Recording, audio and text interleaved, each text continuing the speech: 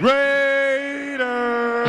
It's Raiders Fan Radio, a podcast by Raiders fans for Raiders fans who are the only fans that matter. That's right, Murf and Sonny from the Dago Dungeon. You got it right here, live. Touchdown! Kenny Stabler goes all the way! We miss you, we love you, and we'll see you in the Hall of Fame. When you have great coaches, then after you have great coaches, you get great players. You have a great organization, and you tell them one thing. Just win, baby.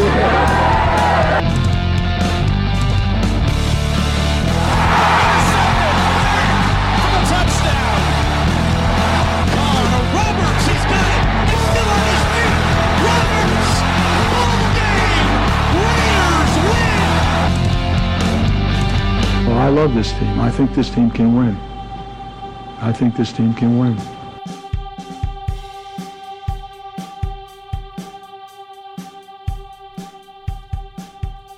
Welcome in to Raiders Fan Radio. I am your happy-go-lucky host, Sonny Dago, fresh off of a 2-week bye for the Raiders Fan Radio podcast. I'm breaking away from being fully entrenched into my Madden leagues and my Battlefront 2 quest to take over the Empire for Star Wars Battlefront. And I'm joined by my co-host, my favorite cousin, even though he doesn't play video games with me, Murf. Murf, how are you? Sonny, I'm doing fantastic. It's a beautiful time of the year, man. Like, all the best shows are out, Stranger Things 2. All the best movies are out, Star Wars is on its way. All the best games are out, Call of Duty and Star Wars Battlefront. And it's right in the throes of football season, and the playoff race is heating up for teams other than our beloved Oakland Raiders. So I'm doing great, though. And it's a holiday season, right? It's Thanksgiving week, Sonny. I'm already fat, and we haven't even gotten to Thursday yet. And despite a 4-6 record, some think the Raiders still have hope, and we'll get into that in a little bit. But, yes, it is a good time of year. The colors have changed. The leaves have fallen off. It's cold outside. And it's nice to wear a hoodie. Nice to wear. And this is episode 55, Murph. This is not the C.O. Moore, let's dance in a crappy season and get us a penalty because you got a sack. This isn't episode 55, the Rolando McClain episode. Cough syrup, anyone? Cough syrup, anyone? No, this is the Matt Millen episode. The greatest thing to happen to the Detroit Lions, Matt Millen. Much better player than he was GM, we'll just say that. Same thing as Jack Del Rio and Reggie. No, we won't go there just quite yet. Man. It's been a Murph. We left off high hopes, and we're coming back a little mopey. But we'll get into that in a little bit once we get into the Sea of Fans mailbag. But right now, how about Uncle Mark tell people where they can find out more information about our podcast that we do called Raiders Fan Radio. Hey, boys and girls, this is Uncle Mosh. That's right. Somebody actually claims Sonny and Murph. These two. Check them out on their website, RaidersFanRadio.com. You can friend them on Facebook at Raiders Fan Radio, or you can like their fan page at Raiders Fan Radio Podcast. Hey, I don't tweet. I don't even know how to use a Twitter, but they do. You can tweet them at Raiders Fan Radio. Call them. Leave a voicemail if you want. Go old school. 909-345-3346. That's 909-345-3346. Hey, do this. Please subscribe and rate Raiders Fan Radio on iTunes. You can listen to the show on all podcast services like Stitcher, TuneIn, Podcast Addict, and many, many more. Okay, am I done? Did I say all the stuff I was supposed to say? All right, I'm out of here. All right, Murph. I think we did, 34 or 32 podcasts in a row Something without like taking that. a break. Yep. And so we decided to take a bye week, much like the Raiders did right before the Patriots game. And so I think we have some calls in the Sea of Fans mailbag that are going to reference the Patriots game. And tough game, Murph. Lots happened since we last went on the air, so I think we should touch on it real quick before we jump into the calls. The big news of the day is Ken Norton Jr. is now unemployed. You never wish to hurt a man's livelihood. You never wish to see that. But this was a long time coming, I think, for him to lose his job. And a lot of us, I know I'm in this camp, feel he should have lost it last year. I think maybe we should have kept, in hindsight, obviously, should have kept Musgrave and got rid of Ken last year. But, all things considered, today's the day he's gone. Bad 3 days for Raider football, Murf. Sunday, they get absolutely outclassed by the Patriots. Monday, I don't know if you caught this, Murf. Monday, Jack Del Rio did a phone interview with Damon Bruce on 95.7 the game. I didn't hear it, but I heard about it, and oof. Didn't do good. It was awful. It was cringeworthy. It was like this is a guy who's not right now. And then today, Ken Norton gets fired. One has to speculate if today's firing of Ken Norton Jr. was simply a show, simply the fan base demands we do something. Here is the easiest thing we can do: make Ken Norton the scapegoat. Hey, you're gone. This makes 3 coaches, I believe, since January that John Middlecoff pointed out that Jack Del Rio has fired or gotten rid of. And this perhaps is his MO. I think he's gotten rid of 22 coaches throughout his coaching career. And maybe this is him deflecting, not taking full ownership of what's going on. Reggie McKenzie gets you the players. It was my understanding that Mark Davis is kind of the one who brought in Del Rio, so you can't really blame McKenzie for that. But the players are there. And when you watch the game against the Patriots, you have to wonder, what would Bill Belichick do with the squad the Raiders have? If you could swap players, put all the Raiders players in the Patriots or vice versa, what would Bill Belichick do with Derek Carr, Amari Cooper, Khalil Mack, Bruce Irvin? You know what I'm saying? Like, you just got to think a good coach could utilize these players and do a lot more with them. He wouldn't put Obi Melifonwu on Brandon Cooks in cover 1. I can promise you that. So, the Ken Norton thing, it's almost like, well, why'd you do it now? Like, why are you going to disrupt everything now? Do you really think you're going to be a playoff contender? And even if you do make it to the playoffs, based on how you've played good teams this year, minus the Chiefs, we've stunk it up. And so I don't even know if I like the firing of Ken Norton Jr. at this time. It's just it just seems like let's throw the Wolves some meat and let them chew on this for a bit. I don't know. What are your thoughts on it? Well, I think it's contradictory when you listen to Del Rio's press conference on I guess I can't remember what. I guess it was Monday. It might have been after the game Sunday. Whenever it was, I think it was Sunday. It was after the game Sunday. It was Monday. Whatever it was, it doesn't matter. When he did his press conference, he alluded to the fact that the coaching staff was the coaching staff, and that the schemes were the schemes, and that nothing was going to change throughout the rest of the year. So, and then here it is. It's Tuesday, and he's gone. So, I think that's. I feel like this was a call that was made over his head. Now, look, Mark is not Al, and Mark Davis is not the kind of guy that's going to. If this were Al, them suckers would have been gone a long time ago. Like, this wouldn't even have been. We wouldn't have made it this far. Not even close. So, I don't know if maybe Mark, broke off a phone call to Jack and said, "Hey, listen, Coach, we got to do something.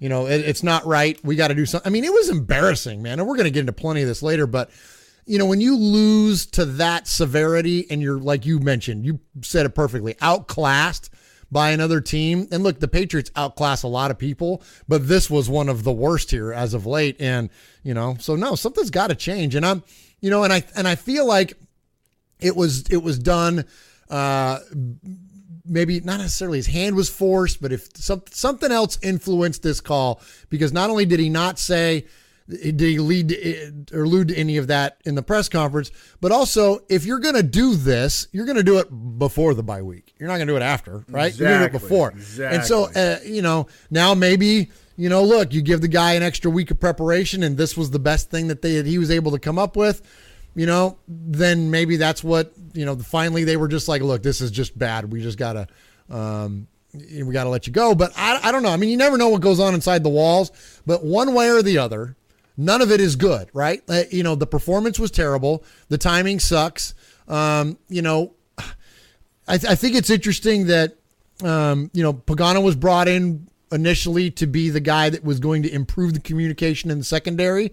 And what has been the worst part of the defense this year has been the communication in the secondary, right? As no more evidence that Brandon Cooks play when he thought he had safety help over the top and no one was there. So I think that's interesting. And I'm going to give you a quote. This is something that I thought was pretty funny. So knowing all that, Reggie Nelson was asked about what his thoughts were. And he wrote, well, Pagano, and I'm paraphrasing, or not wrote, but he said, Pagano's been in the room with us all year long. We should be able to just kind of pick right up. And he did say, quote, "We won't skip a beat." Well, Reg, skip a beat, dude, because what you're doing so far sucks. So don't not skip all the beats. Go ahead and get some new beats. That I couldn't believe he said that. Like we're just gonna, oh yeah, we'll be fine. No, you're not. You're not fine. Don't do what got you to this point. Do something new. You're killing me. But I think it's a long time coming, Sonny. I think you're right. I think it was a save face if it was Del Rio being reactionary, if it wasn't, suggested to him that the change may happen. And look, I mean, Todd Downing is not far away from this either. I heard a very, very interesting point. And you didn't ask me about Todd Downing, but I'm going to tell you something that I heard this week. Tell me something about Todd Downing, Murf. So there you go. Thank you for asking. It was some of the guys on NFL Network, and I forget who it was. But they made a very interesting point about Todd Downing, that you have this incredibly fine-tuned. I heard the same thing, and I 100% agree. Go ahead. I do too. A very well put together offense that's clicking on most cylinders last year. That is, for all intents and purposes, polished, okay? Done. It's a done deal.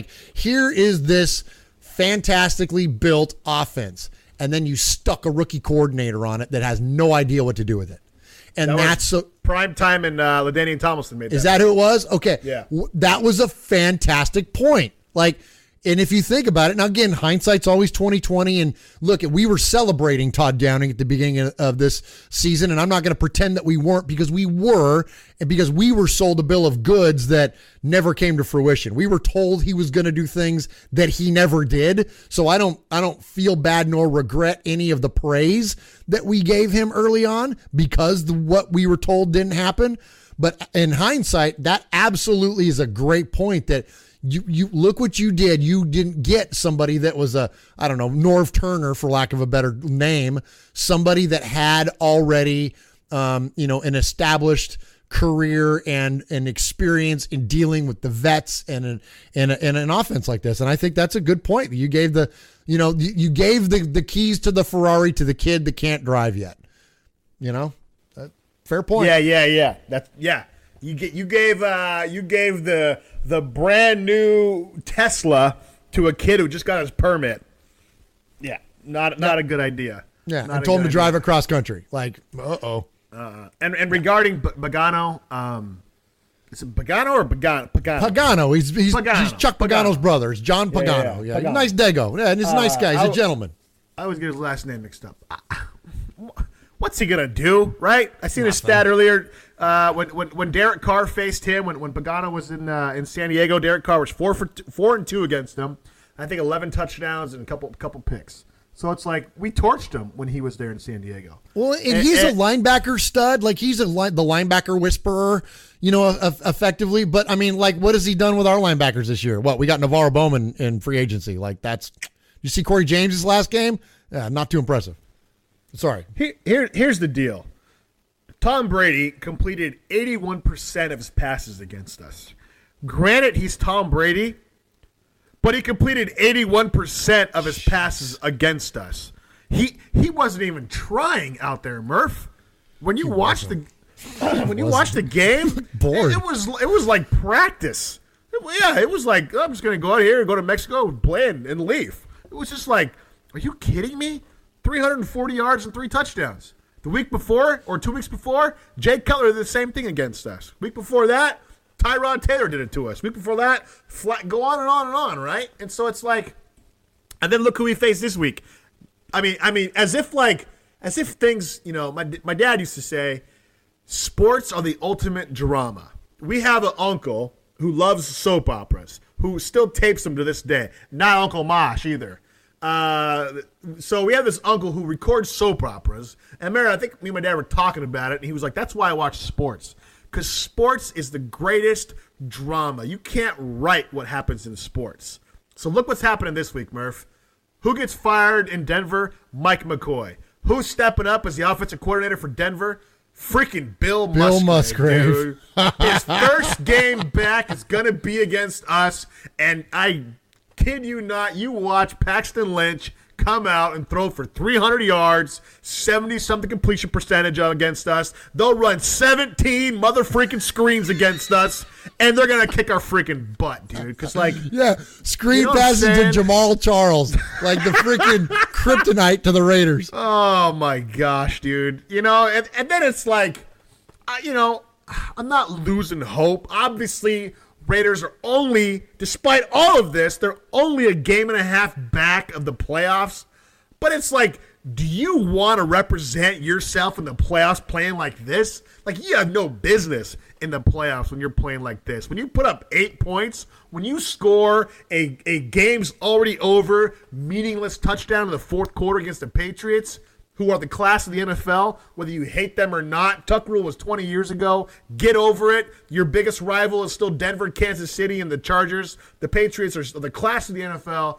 When you score a meaningless touchdown against them, and basically you got shut out against the Patriots, you have no business playing in the playoffs, even thinking about it, when you can barely beat the Dolphins. So and listen, this whole and I've heard this too from a lot of Raider fans, and listen, yeah, we're, quote, still in it. Yeah, you're also, quote, in a top 10 for a draft pick next year. You're also, quote, only better than 2 teams in the AFC, and that's the Browns and the Colts. Grats, Raider fan. Is that really what you want to celebrate? No, you're not just a couple games out. Look, this is way worse than that. Let's not sugarcoat it. Let's not put lipstick on the pig, okay?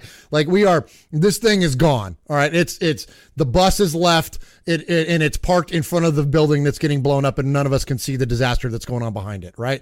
So, and that's if you haven't seen the MARTA thing when they blew up the Georgia Dome, you got to watch that. It's pretty funny. Yeah. I seen that. Yeah, right? Parked right in front of it. Yeah, which is really funny. But anyways, that is left. It's over. It's over. And to me, here's to me, this was the encapsulation, whatever the fancy word is. This was the thing that kind of told the whole story of the game to me. It happened in the first drive.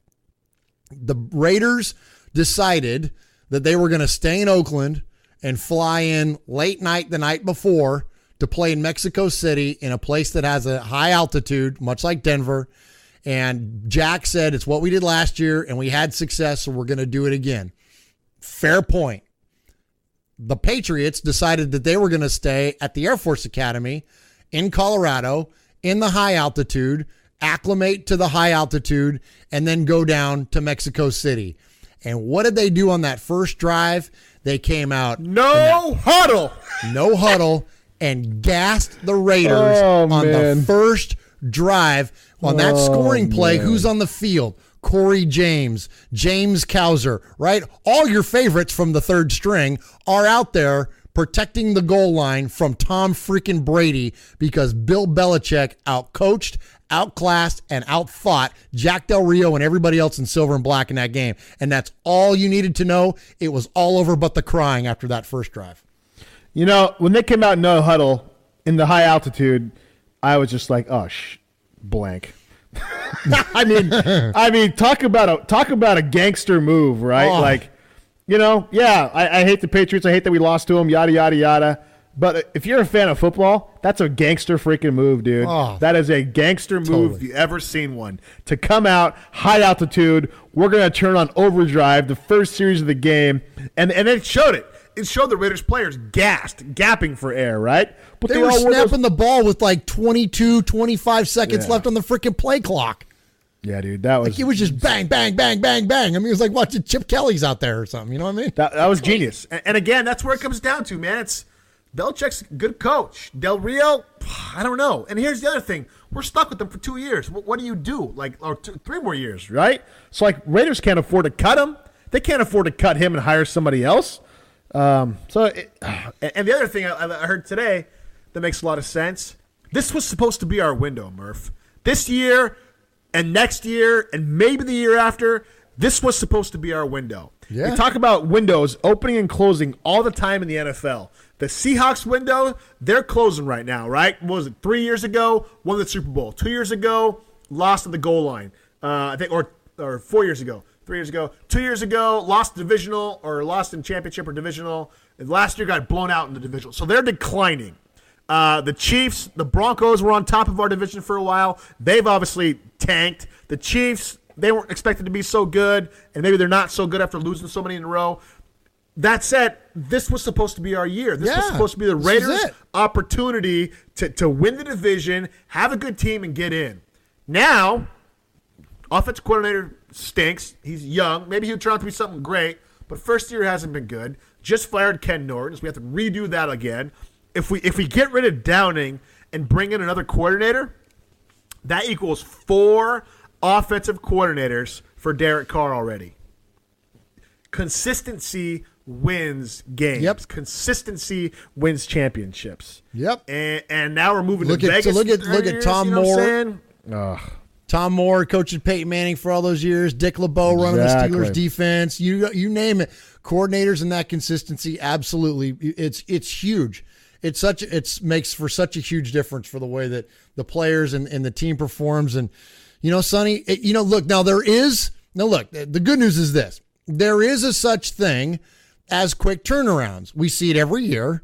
And so if you look at like what the Rams are doing with McVay, right? And he brought in Wade Phillips to run the defense. Like he brought in, a guy that's amazingly capable. Seasoned veteran. And so you can get those combinations of things. So like bringing in Downing wasn't necessarily the end of the world because we thought, okay, well, we got the seasoned defensive guy in Jack that will play nicely off one another. Well, it didn't, clearly, because Jack doesn't do anything but give rah-rah speeches and then explain away why things are okay. He's Baghdad Bob. No, nothing to see here. Everything's fine. Oh, you guys, we're good. We're good. We're going to be good. We're going to win a lot of games. Yeah, BS.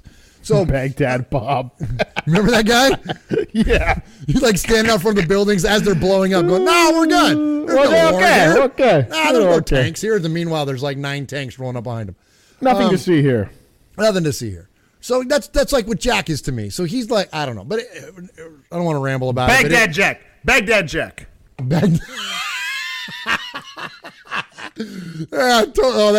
is so going to be his nickname going forward, Baghdad Jack. Let's get that trending on Twitter. Baghdad Jack. Baghdad Jack. Absolutely. I don't know, man. It's just frustrating.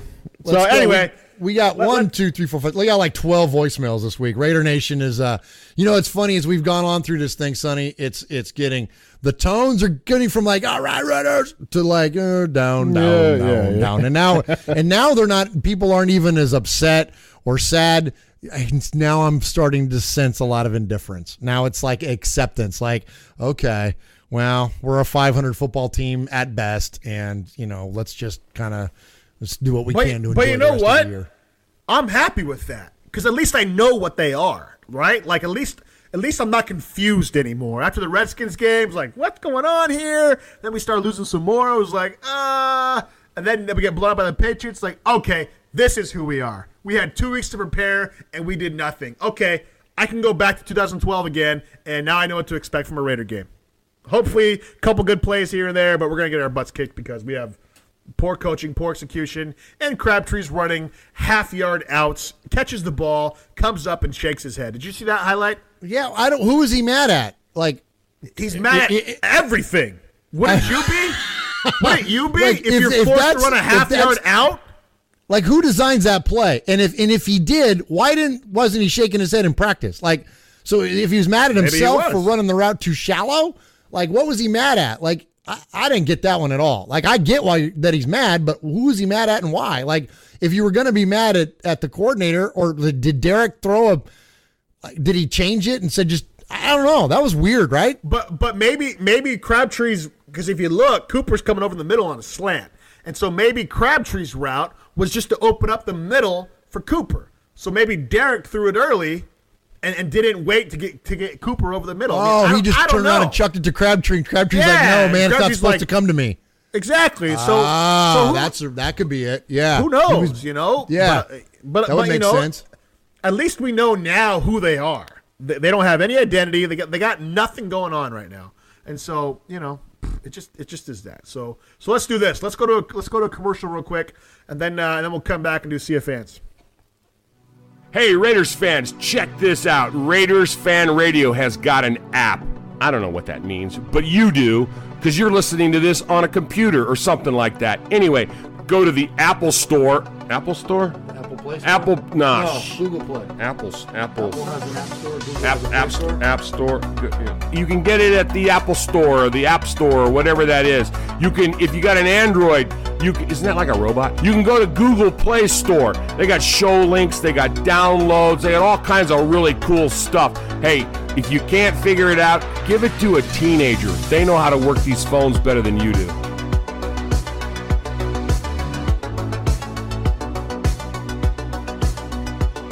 All right, Sonny, this week we have like 12 callers into Raiders Fan Radio, and as I mentioned, there was quite a bit of indifference. Nonetheless, we still celebrate the fandom of One Raider Nation here on Raiders Fan Radio. There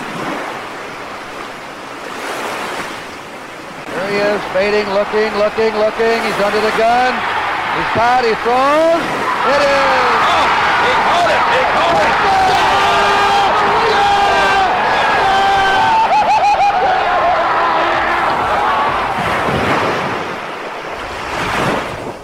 Sonny, this week we got some fantastic calls, and we're going to start off with good friend of the show, Mr. Jim Zebach, who is the president of the Great Lakes Booster Club up there in Erie, Pennsylvania, and he called in to give Uncle Mosh some props.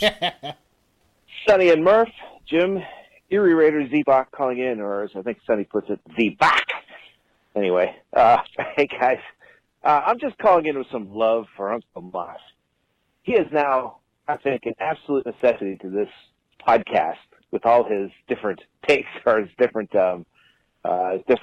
interludes in the different segments. So and I'm calling in partly now because it's before the Patriots game, and I probably won't be able to talk after that. So I just wanted to call in and tell you guys thanks for the show, and thanks to Uncle Mosh. Go Raiders. Thank you, Jim Erie Zebach, or Jimmy Zebach. Uncle Mark probably going to be walking, little chest puffed up after that call. Good friend, Jimmy Zebach. Murph, when we met Jimmy Zebach? It was at the Titans game this year when the Raiders still had hope of having a good season. I know, right? Had hope before the game started and even after the game was over. We still had One hope. of the few times the Raiders had hope after the game was over this year. I know, right? Because even after the Dolphins win, it was like, okay, we won, but But after that Titans game, it was like, yeah, we won and we're on. Here we go. I love that call because he's like, if I still have a voice after the Patriots game, Jimmy wasn't going to the game though. He's gonna lose his voice just watching the game on TV. That's awesome. That's awesome. It is awesome. That is awesome. All right, next up we have Sonny. We have one made man this week. All right, and it comes from New Jersey. And our buddy Yayo, 3 in a row, new made man here on Raiders Fan Radio. Hey, Sonny and Murph, what's good? It's Yayo from Jersey. I'm sick to my stomach right now. I literally just left my house. I said, forget this game. Why don't you just go get something to eat?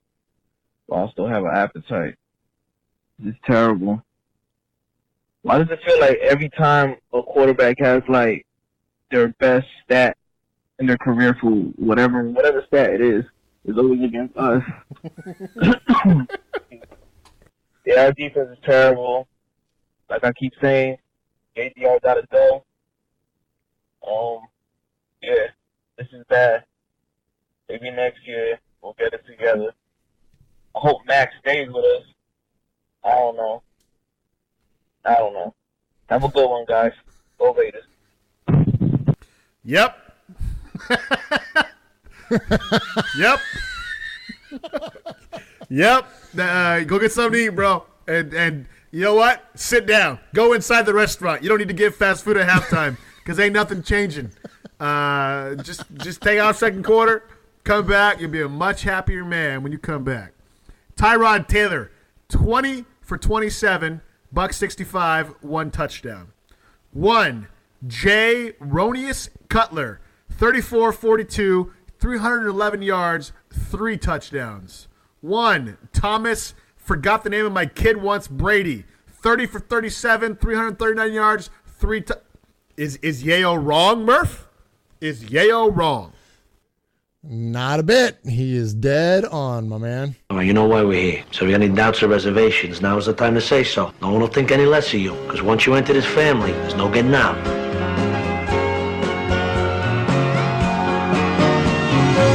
The thing that made Jimmy so happy that morning was that this was the day that Tommy was being made.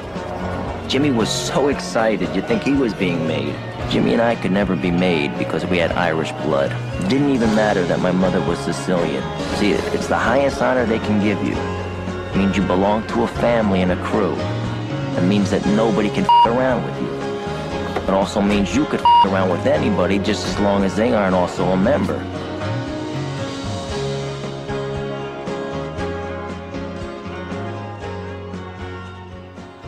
All right, so next up, we're going to go to new caller to the show, Sonny. We love it when we get new blood here on Raiders Fan Radio, and this week we welcome to the show Wyoming Raider.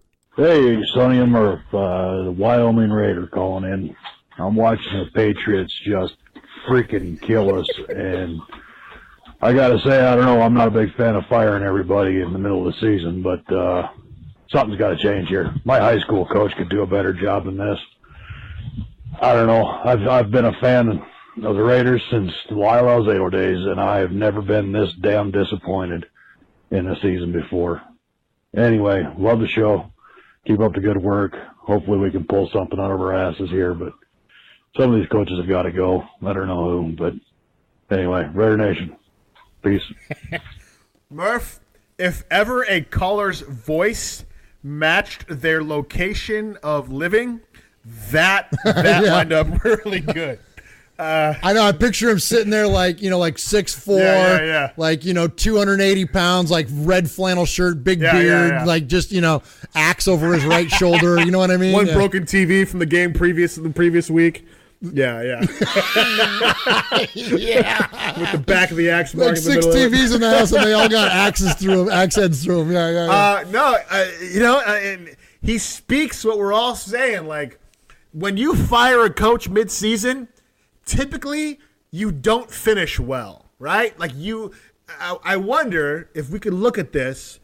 Is there ever a team, like what's the most successful a team has been firing a coach, offensive coordinator, defensive coordinator, special teams, whatever, head coach, whatever. What's the most success an NFL team has had firing an offensive or defensive coordinator mid-season? Like, how often does that lead to success? Because to me, that's basically saying this is done. Like, it's over. And he says what we said a couple weeks ago is that the most disappointing thing about this year versus the 2009s, 2007s, 2013s is the level of expectation we all had. That's what makes this year so freaking frustrating. Is the same personnel group we watched last year light up the NFL.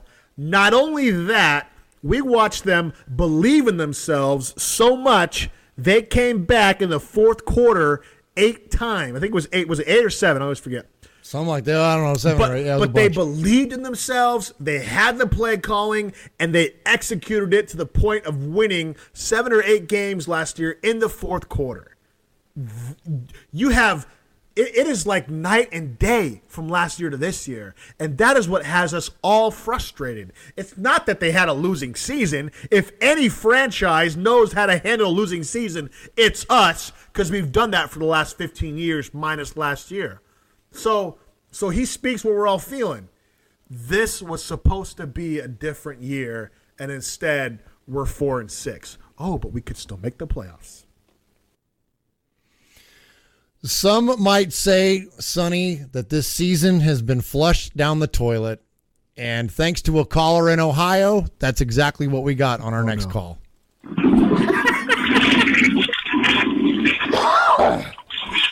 Listen for it. There you go. Is that it? Was that Ron? Was that Ron in Alliance? I don't know. It's from Ohio. I guess it might be. Let's see. Let's play it again. See if we can hear him.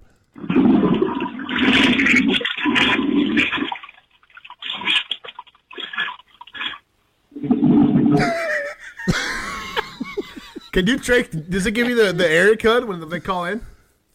Yeah, I know it's in Ohio somewhere, but I don't know where in Ohio. I don't know. He's in, where's he? He's in Alliance. Alliance. Alliance, Ohio. Yeah, but I don't know where. What's the zip code? Yeah. Did it show you the zip code right now? Not right now. I don't have it up. But, we're gonna investigate that phone call, and if that's funny, Ron though. Alliance, That's we're gonna pretty solid. find out. Yeah, that's good. Well, Ron didn't call this week. I bet so he did. We could probably CSI our way to that one, saying that's probably Ron. And Ron's pretty funny, so that would be a very Ron thing to do, I would say. And it's not wrong, Ron. That you're not wrong. Yep. Down the crapper, man. Down the crapper. Down the crapper. All right, another new caller to the show. Let's hear from Raider Christian. Yo, Raider Nation, it's your boy, Raider Christian. What the heck did I just watch? Obviously, we didn't show up. I just can't get the fact. How the hell does Cade Norton Jr. keep his job? I guess I might as well just leave that alone because it appears he's not going nowhere anytime soon. On to Denver. I think we put up 17 points against Denver. We should win. I mean, Denver's not exactly lining up on offense. That's the only reason why I say 17 should beat them. But then again, our defense worries me. It is what it is. Raiders for life. Thanks for the call, Raider Christian. I agree. Raiders for life. No matter what, no matter if they disappoint us, if they move, if they promise to be successful and don't, what do? It's the dysfunctional relationship you come back to year after year, week after week, game after game, and you expect it, they disappoint you, and you keep coming back. We'd all be clinically insane if this was like a relationship we were all in. It's one-sided. We love them. They probably care less about each of us as individuals, but, whatever. But I don't know. Murph, what do you do?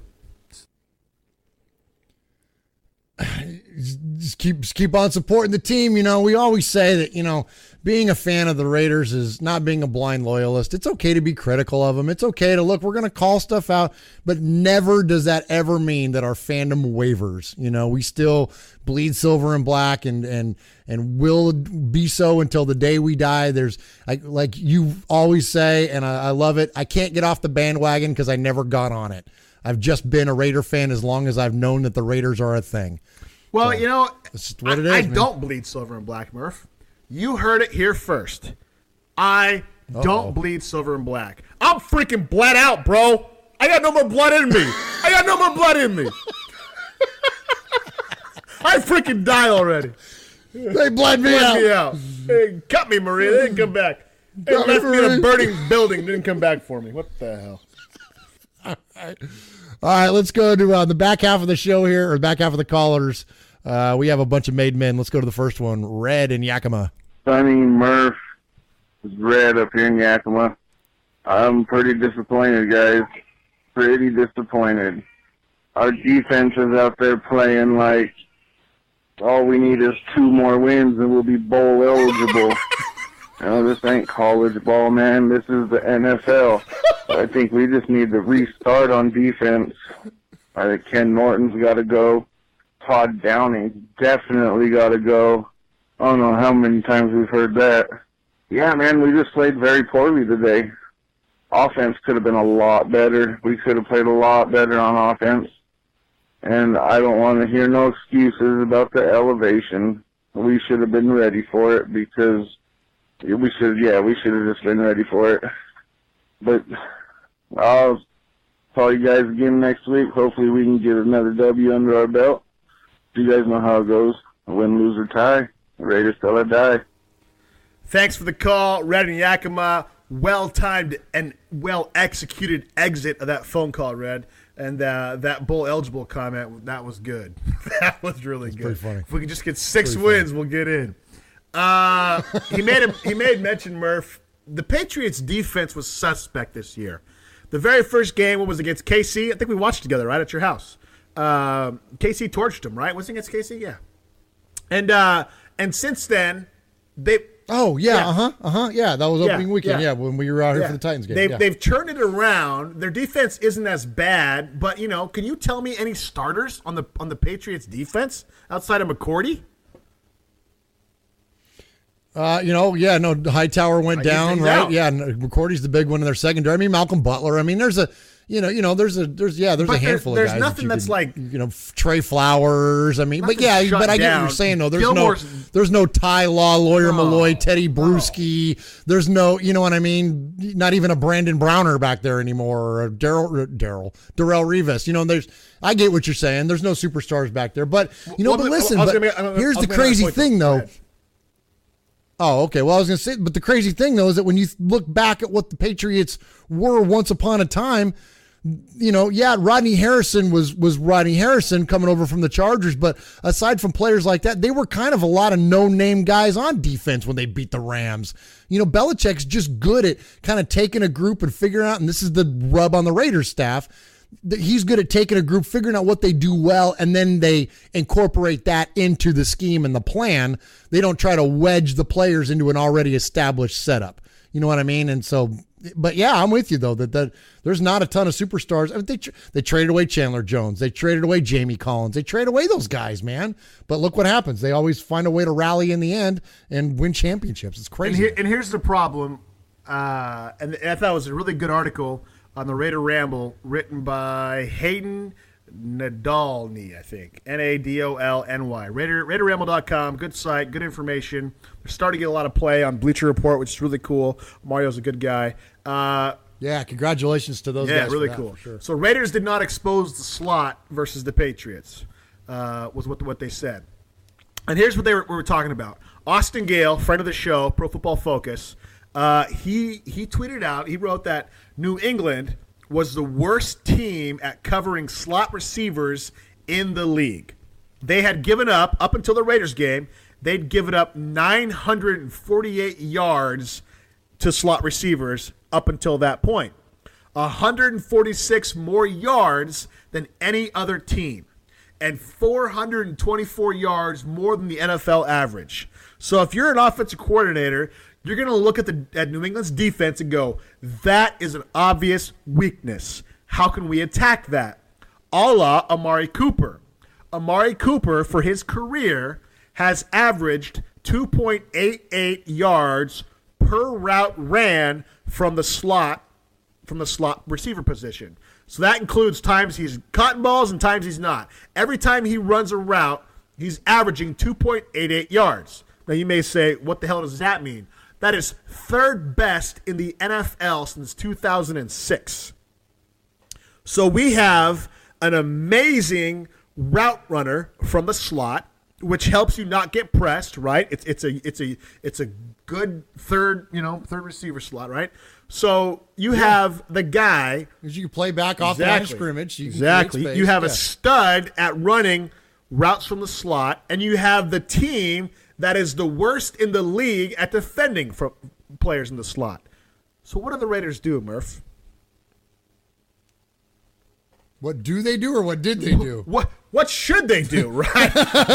They're kind of both the same because they didn't do anything. You put Cooper in there, and you run every freaking route to him in the slot, right? No, Cooper was in the slot for 11 snaps and only saw one target, a catch for 13 yards in the third quarter when the score was already 24-0.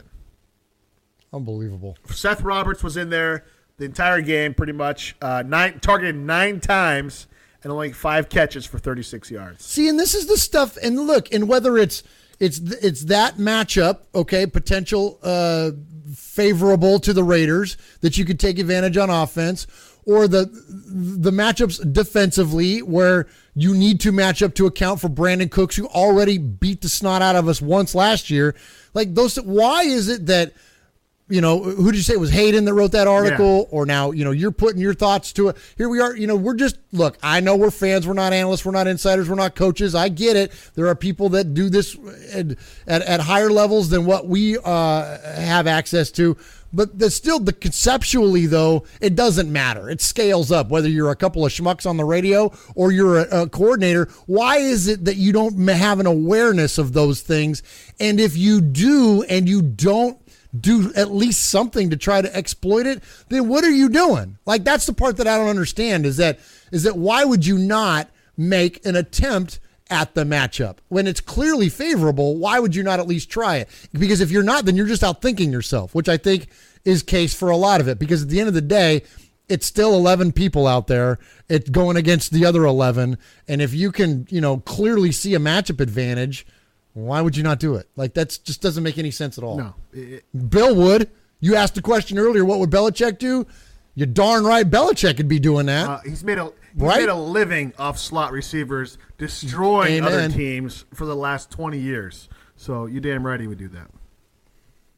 Absolutely. All right, here we go. We're going to go to the next caller here. We got another new one. Nice mix of made men and new callers this segment. And we're going to go to Raider Ramon. What's up, Sonny and Murf? Calling from SD. Raider Ramon, right up in here. Love the silver and black. Yeah, it's easy to dwell on negative stuff and all the negativity going on the football field right now. The fact that the defense is yet to have an interception speaks volumes about Ken Norton Jr., but that's beating a dead horse, right, Sonny and Murf?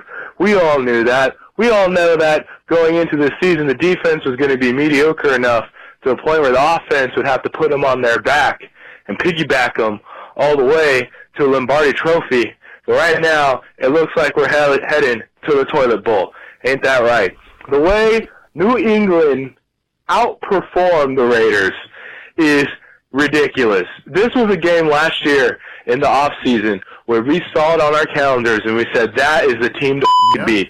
Because last year we were gunning for New England, and you know what? I wish last year's team had Derek Carr healthy, and maybe it would have been a better game than what we saw today. The secondary, the corners, they got carved up. When Brady threw deep the second time, I called it to my grandpa. I said, he could throw deep all day. And I'm surprised it didn't more often because everyone looked like crap on defense. The defensive line looked all right. I'm not going to be mad about the front seven too much, but the back, God, man, I can only take so much. But 10-6, I guess, I hope. But, there's a tough stretch of games coming along with the Cowboys, who are okay, but they could probably beat us if we're not playing up to our competition. And also the Eagles. So we'll see how that one goes. But, kind of just saying what you guys already expect a fan to say. But pride and poise. Let's just finish the season strong. Even if we don't make the playoffs, there's something good that has to happen. At least if they also retain Todd Downing, at least if they have some breakthroughs in offense towards the end of the season, maybe it'll lead into next year. But as far as defense goes, fire everyone. Fire them all. Thank you. Go Raiders. Well done, Ramon. I wonder if Razor Ramon is his cousin. I wonder if his cousin. Oh, yeah. Hey, don't you love the San Diego love, man? We got a lot of guys from San Diego, yeah. A lot of calls from San Diego. A lot of Raider fans down there in San Diego. Love you all calling into the show. That was a good one, and some great callers from San Diego into the show. And the Blanket Eagles. I know, right? I like how he's like, fire everyone. Just fire everyone. Just fire everyone. Fire sale. Hey, you're a third of the way there, Ramon, after today. Fire freaking everyone. Raider Ramon. Appreciate the call. Appreciate the. You can still hear it. You can hear it in everybody's voice. They love this team. They're just tired of getting kicked in the nuts over and over and over. We're like Linus, right? Or Charlie. Was it Charlie Brown who held the football for Lucy? It was Brown, right? Yeah. We're like that's Brown, like how it is. The Raiders are freaking Lucy, and we're Charlie Brown. No. This time we're legit. We're gonna be good. Okay. Boom. It's just like it happens or when Charlie kicked it, Lucy will hold it for us. That's what it feels like, right? Like that's the epitome of being a Raiders fan. It does. It's like, nope, this is legit. This is legit. Whew. This is legit. This is legit. Whew. This is ridiculous, dude. The boy who cried wolf should be the boy who cried the Raiders are going to be good this year. Done. Still stupid. All right, so from San Diego, we go completely across the country to Georgia, where we hear from Diego in Georgia. Hey, Sonny and Murf. This is Diego. I'm out here in Georgia, originally from California. And, I got to be honest, dude. They were looking really bad. Well, because I stopped watching. Because I guess they weren't really bad, but, they had some drives where it looked like it was going to go somewhere. And, like the Seth Roberts thing and that other one to Johnny Holton came an interception. It's just there was some momentum, but, it's like they just choked at the end, and it was just really frustrating. But yeah, so I stopped watching, and then I just kind of, followed up on Bleacher Report, the score, and it's just man, 33-8? That's pitiful. It's really bad. And I mean, it is the Patriots, don't get me wrong, and Belichick is going to find out what you do really bad, and he's going to expose you. But damn, man, I didn't really think it was going to be that way. I actually have a friend, and he went to the game in Mexico City, and he said, dude, I stayed drunk the whole time and tried to have fun, but it was really hard. And he's like, well, the game's over now. It's time to party. But yeah, I mean, I guess the positive is, the offense seemed like it was getting stuff done, but it just wasn't, executing all the way till the end. And that's frustrating. The defense, I mean, we all know what the defense is. We've known this for years. The defense has never been really good within the last, 6 years, But it just sucks because this offense is supposed to be carrying this team, and it's not. But yeah, but I'm still a Raider fan. I'm not going to sugarcoat it. I'm not going to be like these fans are like, oh, we'll make it back. We'll find out. Yeah, I mean, we're going to get back, but it's probably going to be in the off season when we find a competent defensive coordinator that's an X's and O's guy. I always hear about these other podcasts. I'm always hearing on these podcasts, and from Scott Bair from PSN Bay Area, that Jack and Ken Norton Jr. are not X's and O's guys. They're more of rah-rah, kind of motivational guys. To me, that just sounds like, okay, you're not X's and O's guys. Well, isn't football about X's and O's? I mean, I know it's not all about it, but I mean, that's basically the basis of it. When you say a guy is not an X and O's coach, it just doesn't sound good. So hopefully in the off season, they'll probably, I'm sure they're just going to keep Jack because of his extension, and they're not willing to.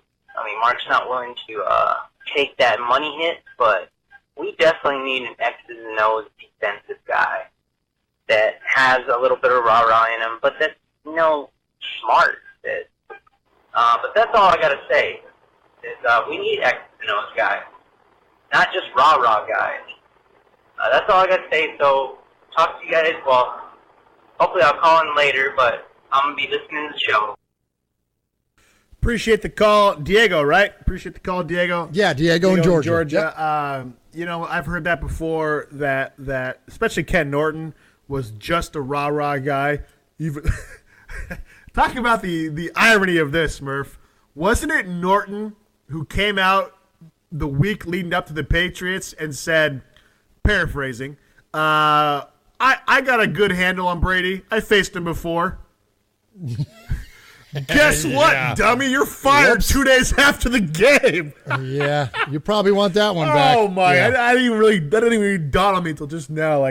Talk about the epitome of a week in the NFL. Yeah, I got Brady figured out. Hey, you're fired. Yeah, you don't. Yeah, the old saying, "Don't tug on Superman's cape," right? Yeah. Hey, you're fired. Oh, I got Brady figured out. Hey, you're fired. Lost my train of thought with that, but yeah. I think that Diego makes a great point, is that, the Raiders are full of rah-rah guys and not a lot of offensive minds and X's and O's guys. And look, again, hindsight, Musgrave was a pretty good X's and O's guys. Yeah, he made us all, a little frustrated with a lot of his screenplays and some other things that he did, but I think for the most part, he was a good X's and O's guy. Here's the thing, is that you need a good blend of both. Like, you need to have, you have to have a good, healthy culture to win in the NFL, right? And you develop your culture with your, quote, rah-rah guys. Now, some guys build culture without rah-rah, like Belichick, right? He's never rawed once, let alone rah-rah. So, but point is, though, is that he has built, though, the air in the building and the air about the team, and he's built the culture. Well, those rah-rah guys and you need that, because that builds the culture in the organization. But then you have to have smart people to execute. So if you look at guys like, I always think of like a Tony Dungy or a Marty Schottenheimer, or like coaches like that. Those guys weren't like brilliant offensive minds, but they had other people do that for them. So Tony Dungy's case, he had Tom Moore, that essentially Tom Moore was Peyton Manning's coach. Tom Moore developed the offense. Tony Dungy didn't develop the offense. Tony Dungy was there to develop the culture. So if Jack is going to be the rah-rah guy, well, then that's fine. But you got to have good offensive and defensive minds to coordinate and to coach your team while you're busy building the positive culture, right? Yeah, I agree. And right now there's nobody to do the kissing and hugging, the X's and O's for the Raiders. And you would think there would be with Del Rio, Norton, Pagano, and even McKenzie for that. I mean, they all played except for Pagano. But I think the writing was on the wall for Norton when Pagano came in. Like, that was just a weird that was just a weird deal, dude. Like, hey, here's your not your replacement. He's just gonna help you out and watch over you for a while. I mean, that was just a weird that almost was like that was just a putting Norton in the position to fail. Like, how could you do good knowing basically your successor is watching over you and right behind you at all times? Like, that was just a weird deal. Yeah, we saw that thing coming a mile away, right? In fact, it started when Jack ripped when Baghdad Jack took the freaking play calling away from him last year. Baghdad we kind of saw that, and then as soon as we brought in Pagano, we were like, oh man, it's just a matter of time. The surprise was that it took this long. Exactly. The surprise was because it's not like they just started playing bad this week. They've been playing this awful for 5-6 weeks now, right? All right, so I go through most of the calls and edit them up, but some guys, sometimes I don't, and here's one of them. So this will be a new call to me as well, because we always trust he's going to bring it here on Raiders Fan Radio, and that is a good friend of the show, Chuck McCann. Hey, guys. It's Chuck McCann calling on this nice, cold, brisk morning in Midtown Manhattan. What a sad, pathetic excuse of a performance yesterday, and just a sad, pathetic excuse for a team at this point. I'm watching the game yesterday. A terrible weekend. Father-in-law had some medical issues, and I'm running all over the place. Didn't get to join my crew. Had to watch the game on my phone with my Verizon plan, and I'm looking at these guys. I mean, Seth Roberts. We're in the game. We get the first down. He doesn't even know where he is. I swear to God, he's still fighting for the first, and doesn't protect the ball.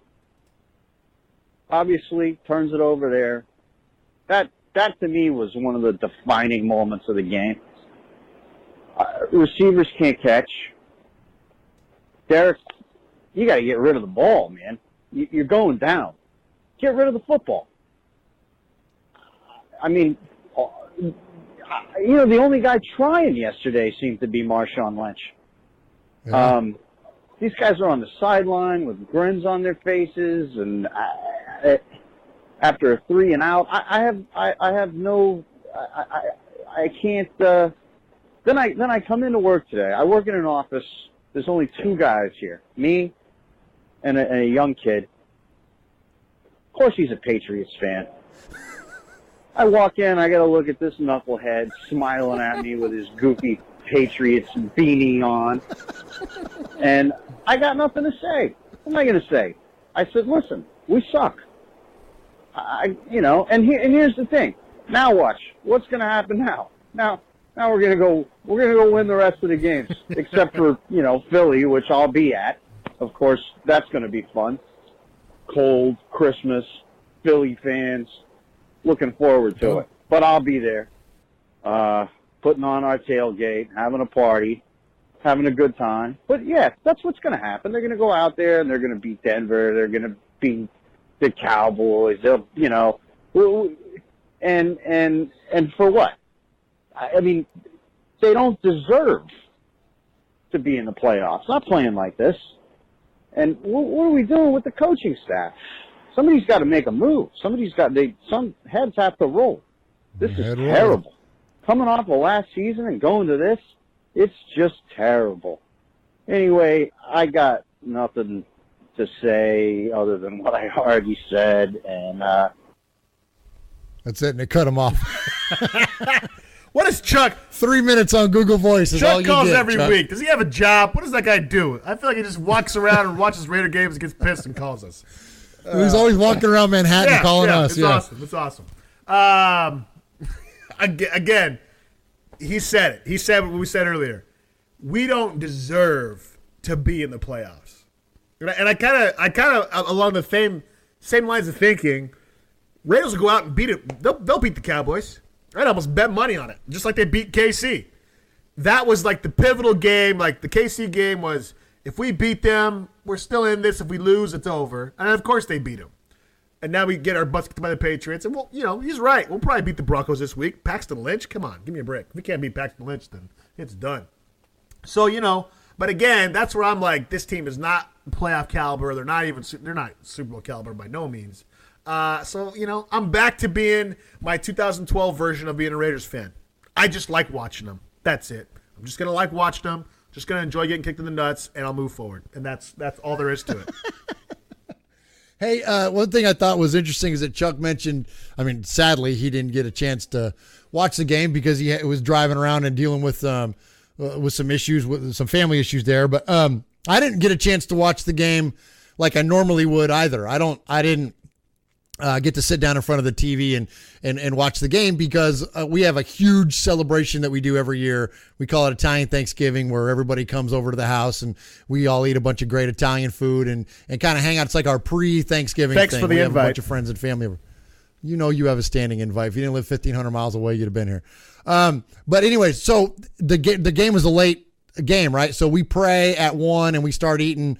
Of course, we're already kind of eating as we're cooking, but we really kick off the big part of the meals around 1, and so we're in the middle, like in the throes of this whole big family thing during the game, and so of course I had the game on, but I was trying to catch up and watch it, and so I had to go back and watch it. And let me tell you something, Sonny. After already knowing what the outcome was, and then I've already I went back that night and watched, because I always love watching Dion's show and stuff, and watching the highlights and what. That was a rough watch. I'm sure it was terrible watching it live, but man, it was even worse going up to watch it again because for the show purposes, I want to watch the game so I know what's going on and what happened. Oh my gosh, it was brutal, man. That play that he's talking about with Seth Roberts, where he's holding the dang ball out there, what are you do? What Seth? Where? This is what's so confusing to me too. And I know I'm switching gears a little bit here, but what happened to that guy? Why is it that everybody that got paid? Now, look, these aren't the kind of guys.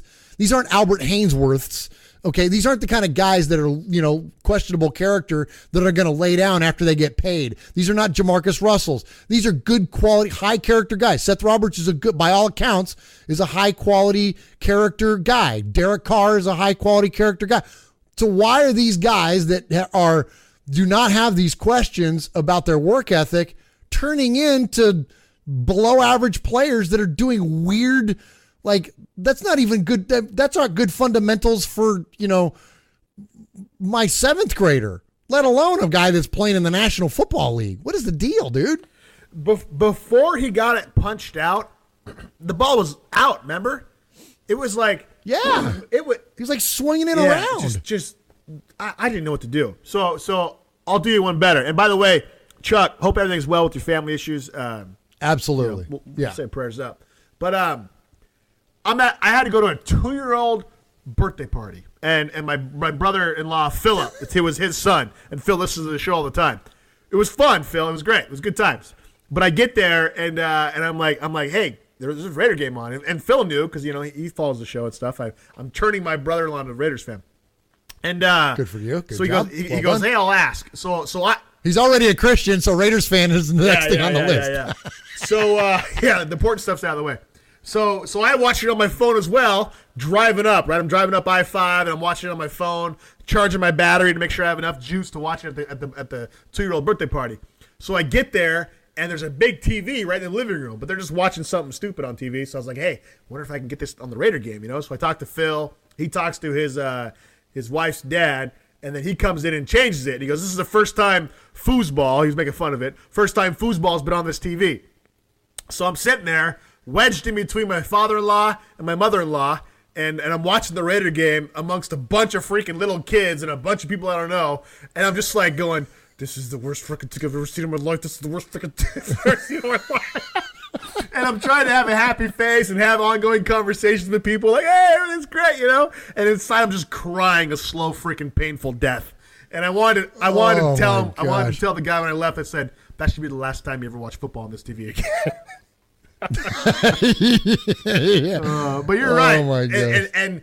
And that play's being looked at by a lot of people. Del Rio even commented on it. And this is the thing I hate about Del Rio. Yeah. He commented on this with Damon Bruce.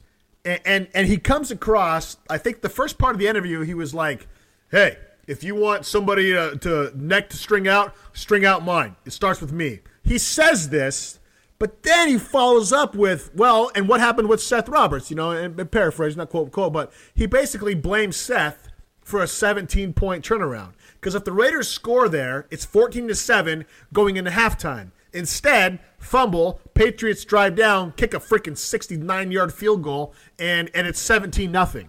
And then they come out again at the second half. They got the ball and score, and it was 24-0. And so that play was a super critical play. We all know that. But don't go on a national radio or local radio, but it's, you can hear it nationally. Don't go on the radio and put your dude under the bus, Jack. Like, you can't do that, man. Like, that was low class, dude. That was wrong. Despite the fact it was a stupid bonehead play, but you're not supposed to do that to your players, dude. You're not supposed to do that. Yeah, don't air the guy out on radio like that. I'm with you, man. Like, it's fair to say that. I feel like we say this about Jack a lot. The criticisms are fair, but you just don't do it in that forum. And right? You don't do it in that forum. Yeah, there's weird stuff going on right now, Like his wife came out and said she regrets voting for Donald Trump. Oh my gosh, that was weird too, man. Well, because Trump going after freaking Marshawn, which is a whole other thing. And then you see Lynch wearing that shirt when they played Denver, I think. Everybody versus Trump. Yeah, everybody. And then now you got Jack's wife publicly stating she voted for the guy. Like, that's got to be causing some weird stuff going on. So it's like, this is just a weird season, man. I can't wait to get over this season and move on to freaking something better, dude. It just gets worse. Every week is something weirder and something worse, man. All right, we got 2 left. Let's go to Jim out east. And why do I know he's out east? Because he says Jim is out east. Sonny and Murf, this is Raider Jim. I'm calling from out east, man. It is a blue Monday after yesterday. After that embarrassing debacle that the Raiders put on the field, Mexico City, blah, blah, blah, which, that already had me in a bad state of mind before the Patriots even started crushing the Raiders. The fans are cheering, Brady, Brady. I'm like, you got to be kidding me. It don't get much worse than that. And then, of course, we know how the game played out. This Raiders team, I'm calling as a longtime Raiders fan. We're talking about since about 1968. Yeah, wow. I'm old. Wow. But this Raiders team is the most talented and poorly coached Raiders team I have ever seen. I will say that. The coach, I'll start with the head coach. He's got to go. And I know he's been signed to an extension, but if we want to, as a team, if this team wants to contend, period, he's got to go. Because there's no way the way this team is coached right now. And yesterday was the litmus test. Yesterday, playing against the Patriots, having extra time to prepare, coming off the bye. The gold standard is the New England Patriots. And this team looked completely unprepared and looked completely uninspired. And it was embarrassing. You know, man, this is the first time calling the show. I've listened to your podcast a few times, and I kind of like it. So y'all guys keep it up. I appreciate it. I'll probably call again, you know, maybe, 3 times, and you're a made man, something like that. So maybe I'll call again, or maybe you won't even play my call because, you know, you're like, don't put this hack on there. But, you know, I thought I'd give y'all a call anyway. So y'all guys, you know, I appreciate your sense of humor. Appreciate the fact that, you know, you got some knowledge about the game. And, you know, my hot take, you say, you know, leave your hot take. My hot take is that this team is bad and that the reason is coaching. That's my hot take, period. The season's over. By far, it's been over. I'll quote Dion. The Raiders done? They've been done. Yep, exactly. That's what Prime said last night on the NFL Network, and I agree with him. They've been done. And here's my prediction. You know, you want some more positivity. Unfortunately, I don't have any positivity today. Here's my prediction. The Broncos fired Mike McCoy. They will promote Bill Musgrave from quarterbacks coach to offensive coordinator. And it cut him off. That was Jim out east? That's correct. Jim out east. Great call, man. Great call.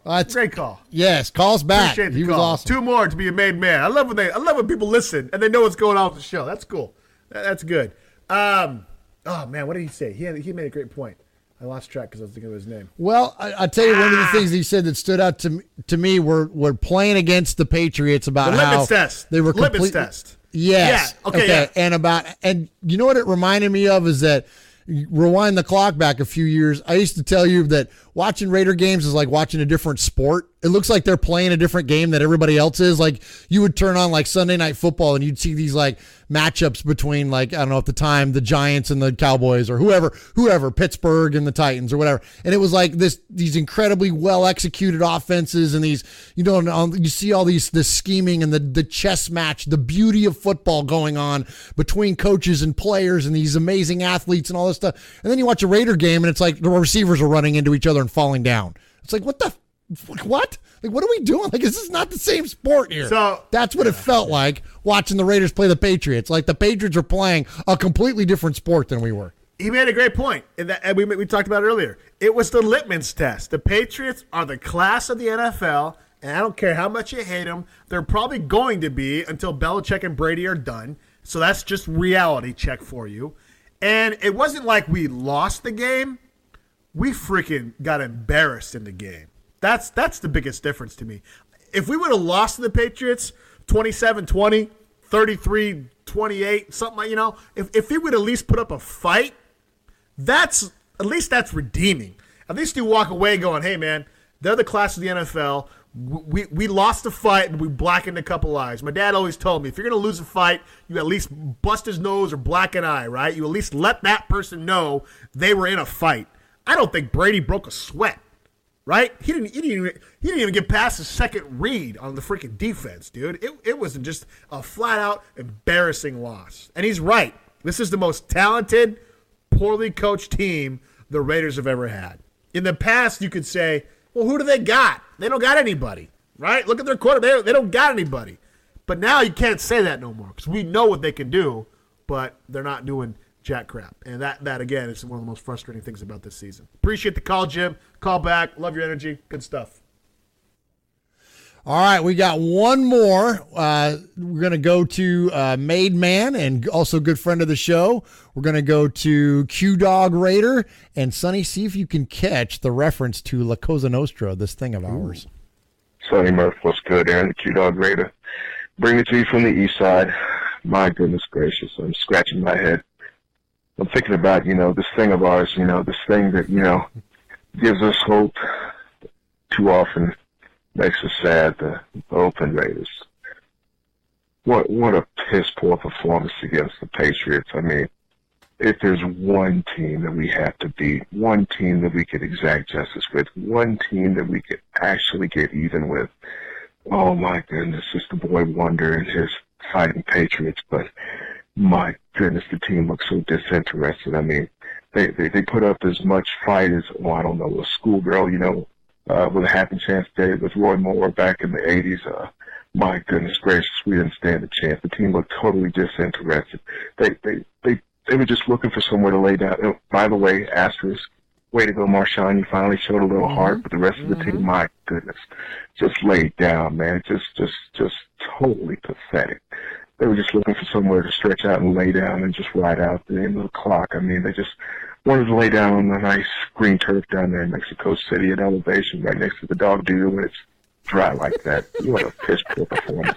And while I'm sitting here thinking about it, let's give it up for all the people that are out of work. Mugabe, good run down there in Africa, but a moment of silence for Ken Norton Jr., who got KO'd by every offensive coordinator that he went up against for the past 2.5 years. For too late, but you know what? Right on time. And before I close, give it up for the Bruds. 106 years, Omega Psi-Phi. Rudy Root. There he is. Now we know why he calls himself Q-Dog Raider. That's right, reference there to Omega Psi-Phi, and it's celebrated its 106th year of existence, November 17th, 1911, founded in Howard University. So that's pretty cool.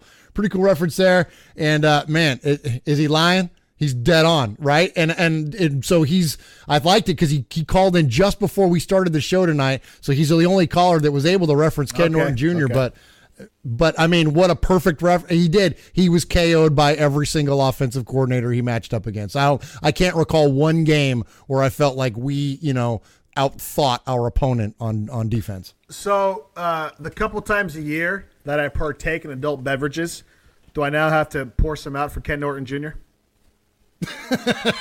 Body bag, bro. Put him in a body bag. He's done. Both his eyes are black. He's done. In reference to his father's career, he got knocked the blank out.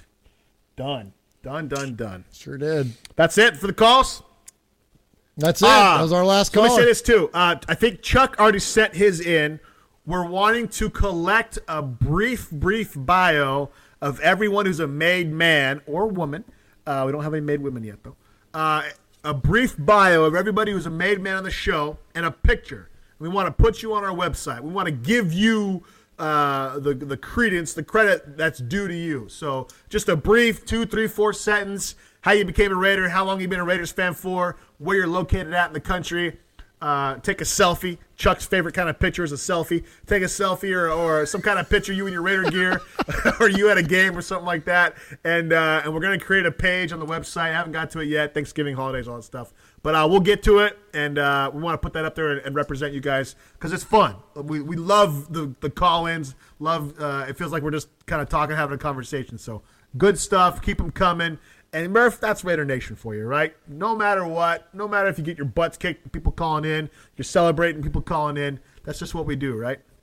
Absolutely, and I'll give a quick rundown of the scoreboard. We don't keep, once you make it to a made man status, we stop keeping track. But so we got Jimmy Zebach, we got Johnny in San Diego, Chuck, Ron in Ohio, Dakota Raider, Q-Dog, Red, and now Yayo as of tonight. Dang. So congratulations to you guys for being made men here in Raiders Fan Radio in the Dago Dungeon. And yeah, please do send those bios in and send us a quick picture of yourself so we can get you up on the website. And Sonny, depending on how this thing goes, now as of right now, there's only a couple others that have 2 in, so I think we're probably going to level out a little bit on our made men or women. But if this still continues to grow a little bit, we might have to come up with another kind of ranking, right? We might have to come up with something else to go even like higher up that list, right, of this thing that we're doing. Yeah, right? yeah, we'll see. We'll see what happens. Maybe once we get to a certain amount, everybody's made it in.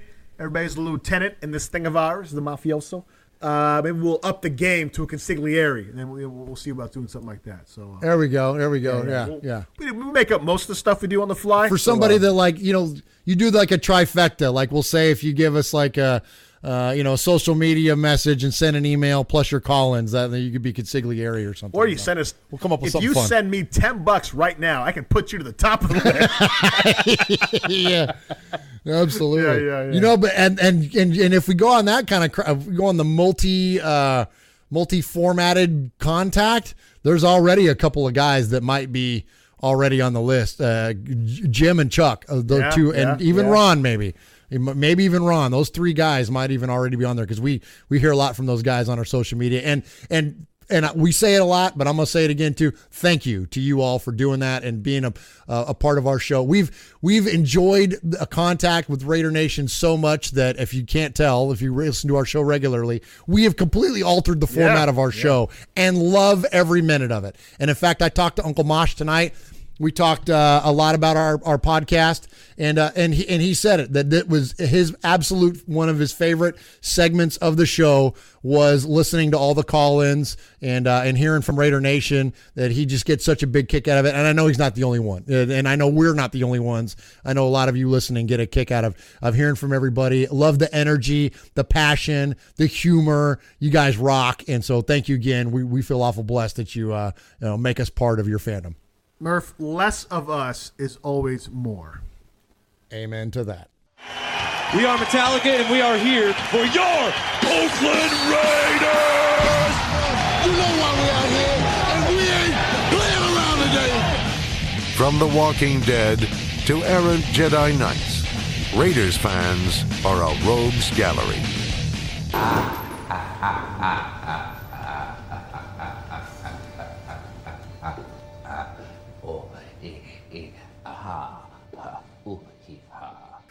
Murph, we do a segment called 3 Reasons. 3 Reasons is brought to you by Modelo Especial. Tecate was always my favorite Hispanic beer. Tecate was good. Me too. Yeah, when I was drinking, that's what if I was going to pick. Or Pacifico. Pacifico's good too. Pacifico. That's good stuff. Yeah. Dos Equis gets all the credit, but they're not even that good. Pacifico and Tecate was good. Anyway, so usually we do a segment called 3 Reasons. I got an intro. I got that chaotic intro. Well, remember we're gonna do something different, so I was gonna explain it a little different. Oh, I got you. Go ahead. Okay, so normally me and Murph, one of us, whoever lost thumb wrestling that day, will pick the opponent and give you 3 reasons why the opponent's gonna win, and I'll give you 3 reasons why the Raiders are gonna win. And this week, because it was the Broncos. And because we don't like the Broncos, but because we have a redheaded step cousin who's a Broncos fan, we tried to get him on the line and go via Skype to give us reasons why the Broncos would win, but he was unavailable. We have a friend named Chris. We used to do a radio show with him way back in the day for the Mad League. He's a huge Broncos fan, but he's so boring on radio that we didn't want to call him. And then I have another friend. His name is Paul. Actually, his name is Ao, because every time you'd see him, he'd go, Ao! First time I ever met him, he's wearing an Elway jersey. Great guy, just a crappy ability to pick a sports team. So we're going to get him to come on and go via Skype and do 3 reasons. So we actually have him via my phone into my mic, and we're going to play that for you, and then we'll follow up with our 3 reasons as to why we think the Raiders are going to win. So he didn't really give 3 reasons, did he, Murph? He kind of did something a little different, and we'll play that for you right now. Give me one reason why I should listen to you. Give me one good reason. Give me one good reason why I... So you give me one good reason. Give me one good reason. Give me one good reason. Give me one good reason. Why don't you give me one reason? 2 reasons. 333, 333. Why is 333? It's always the same. I can think of 3 real good reasons. 2 reasons. Top 3. Top 3.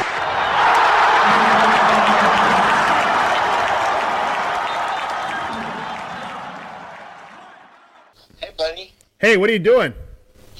Well, I was decorating the house for my in-laws because we're celebrating their birthday tomorrow.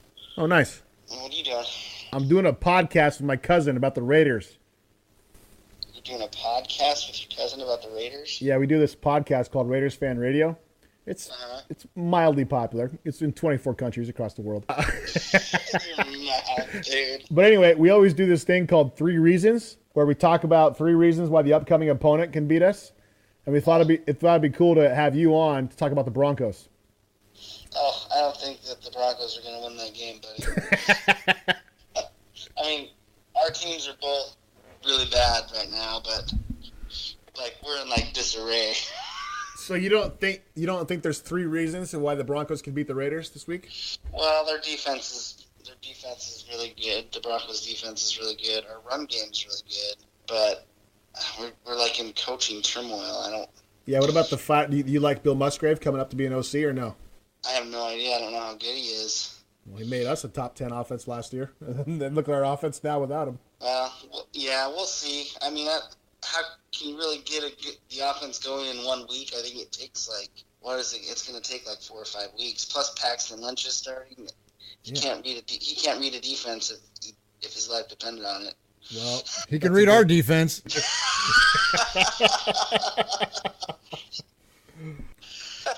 Stop it. That's cool. I'm pretty sad about the Broncos this year. I know what it feels like to be a Raider fan now. You shut your mouth. Yeah, not the season we all were hoping for. So not good at all. Well, hey, I'll let you go. I'm in the middle of recording it. I just wanted to see if you were on. All right, talk to you later, brother. All right, see you. Bye. See you, bye. All right, appreciate Paul. I don't think he knows what he just did. We told him our podcast was in 24 countries. He's like, no, it's not. Shut up. And I was like, oh, actually it is. Anyway, so Murf, he couldn't give us 3 reasons why the Broncos are going to beat us. You know what? I don't know if I can give us 3 reasons why the Raiders should beat the Broncos. But just for merit, let's go ahead and start. I'll start. We don't have Ken Norton Jr. Addition by subtraction. Nothing could be worse than what we were already doing. We know that Pagano likes to blitz a lot, and in the past, when we've blitzed, it hasn't worked out very well.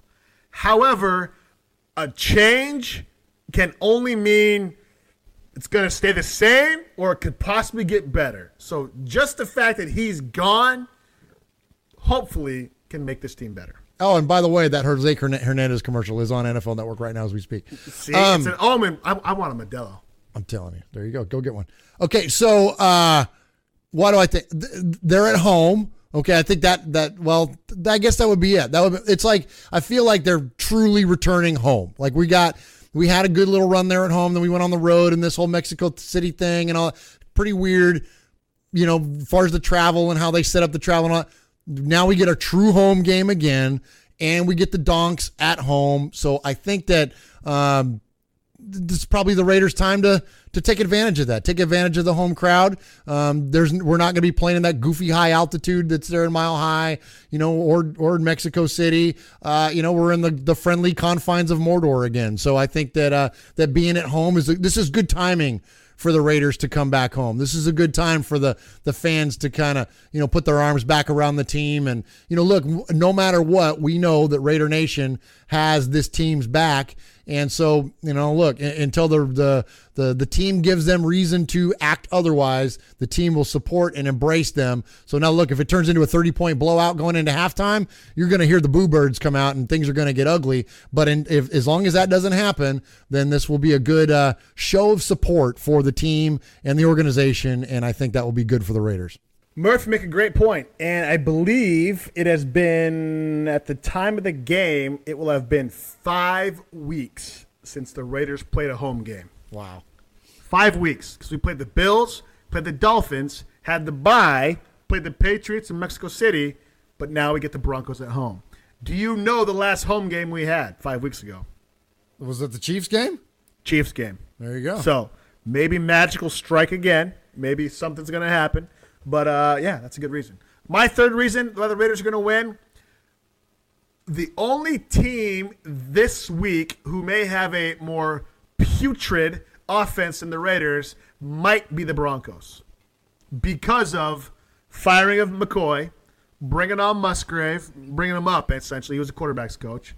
That's a big change. And they're starting Paxton Lynch, which is another big change. And as you heard it from Paul, he said Paxton Lynch couldn't read a defense.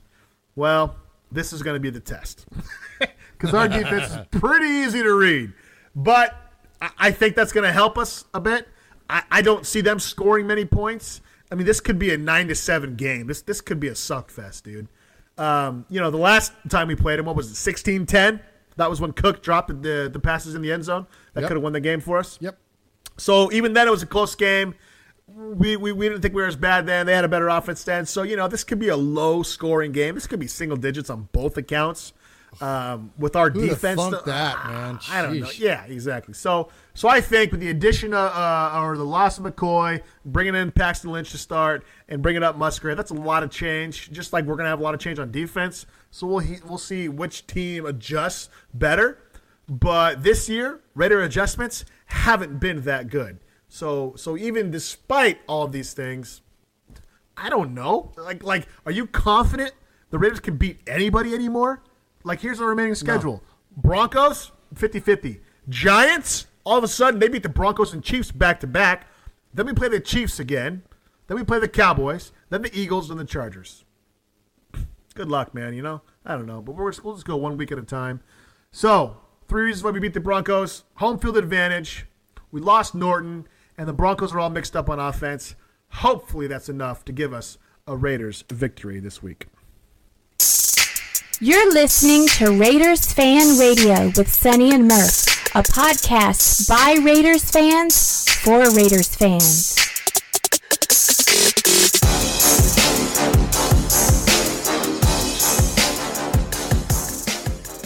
Murf, there comes a time in every podcast where the most important sidetracked segment needs to be completed. That time is now. And I will not tell our loyal listeners how you referred to your black hole segment before we started recording the podcast today. But it was not PG related. I will just say that much. No, it was on accident. It wasn't intentional, and it came out a little weird. The black hole came out a little weird. It was a little weird. So without any further ado, though, please welcome Murf and his segment called The Black Hole of the Internet. Thank you, Sonny. I got a pretty brief one this week. It's Thanksgiving week, right? So immediately you think about football, right? Thanksgiving is a fantastic football holiday.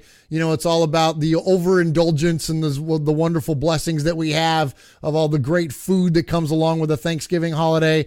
And you stuff yourself stupid, and then you sit on the couch and you get to watch the Lions and the Cowboys, right? And there have been some occasions where the Raiders have played on Thanksgiving. Unfortunately, there's never been a memorable game. There's never been anything like a named game for me to go back to. We've played 7 times in total. The Raiders have a 3-4 record on Thanksgiving, and the last 2 times they've played the Cowboys and they've lost. The last one was in 2013. So not really a lot of excitement there around the Raiders and Thanksgiving. So I'm sitting here, Sonny, and I'm like, well, what else could I do that's Thanksgiving related? And that's what brought me to this. Murph's Black Hole of the Internet. A journey that begins where everything ends. I really didn't have to rely, what am I trying to say? Full disclosure here.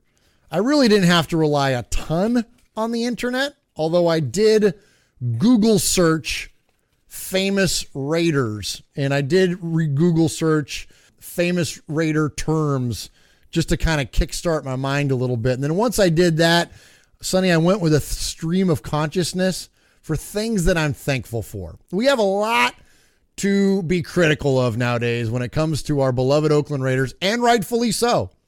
But there's also a lot to be thankful for. And there's a lot of cool things about Raider Nation. And so in my stream of consciousness, I made a list in no particular order, in no particular grouping, just as things as they came to mind for things that I am thankful for as a Raider fan. And Sonny, those are the commitment to excellence, the ghost to the post, the sea of hands, Snake, the Mad Stork, the College of Mars, a first-round punter, a first-round kicker, Seawood, Otto, Pride and Poise, Silver, and Black, Madden, Chucky, Flores, Black Sunday, the Autumn Wind, Stickum, Upshaw, and Shell.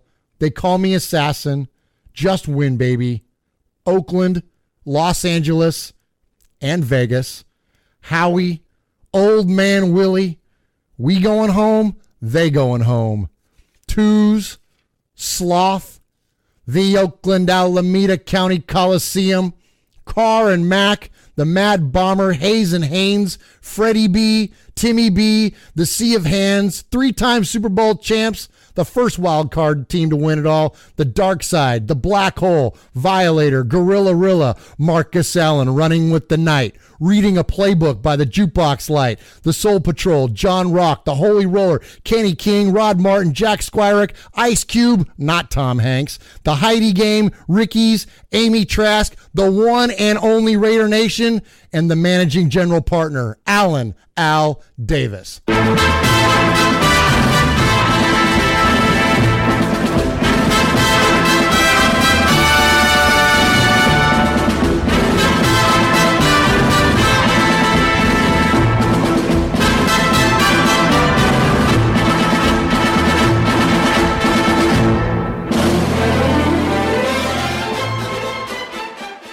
Murf, your black hole just made me depressed. Oh, no. Yeah. It's the opposite effect. Depressed. I shouldn't say depressed. Your black hole made me somber. 98% of what you mentioned was what? I don't know. People? In the past. Except for Carr and Mack. Yeah, I know. Yeah. Great history, man. Great history. Love it. It's why we're all still here, especially if you've been a long-time Raiders fan. Yeah, you can't deny it. You can't deny the history, right? When I was 12 years old, or 14, or however old I was, when Madden 95 came out, 14, one of the greatest things I wanted to do was get home and play as a 1976 Raiders that I heard so much about ever since I was a little kid. And my dad came in, and we were sitting there talking about it, and he's like, all right, take Stabler, throw him to Branch and stuff like that, you know? And, yeah, we love the history. We would just like some present stuff to be proud of, too. And that's the problem, is we don't got much to be proud of these days. But all that said, Murph, there's no other NFL team I'd want to be a fan of. There's no other team in sports that I would dedicate hours of my week to put a podcast on. There's no other team I would suffer the agony like Chuck talked about, walking in and seeing his coworker. There's nobody there's no other team I'd rather root for and stick my sports fandom flag to die on than the Raiders. Oakland, Los Angeles, Las Vegas, whatever. They're the Raiders, and that's it. So good job. A little sombering, but a good job. Good job on the black hole. Thank you. And I think that takes us to the end of our show today, Murph. That's it. Once again, appreciate all the calls. Appreciate all the interaction. Appreciate everybody on Twitter, Facebook. Good stuff. Good times. No matter what, the show's turning into be a little cathartic for me, Murph. I get all depressed when I isolate myself, stupid Raiders, and hearing everybody from all across the country, from Georgia to the east, to San Diego, to Washington, to Wyoming. This is the cool thing about this, is that we can all kind of grieve together. And when you do things together, you're better together. And so, you know, so good times, we can all grieve together. Hopefully better days are ahead, and hopefully we can be thankful for the future of the Raiders instead of just the past of the Raiders. Yeah. And check us out on RaidersFanRadio.com, iTunes, Stitcher, Podcast Addict, any of those places. The voicemail phone number is 909-345-3346. Murph's on Twitter. What's your Twitter handle? _Murf, MURF. _Murf. I'm on there at Sonny RFR, and our Raiders Fan Radio has its own Twitter as well. Appreciate all the interaction. Appreciate everything. Murph, anything else before we go?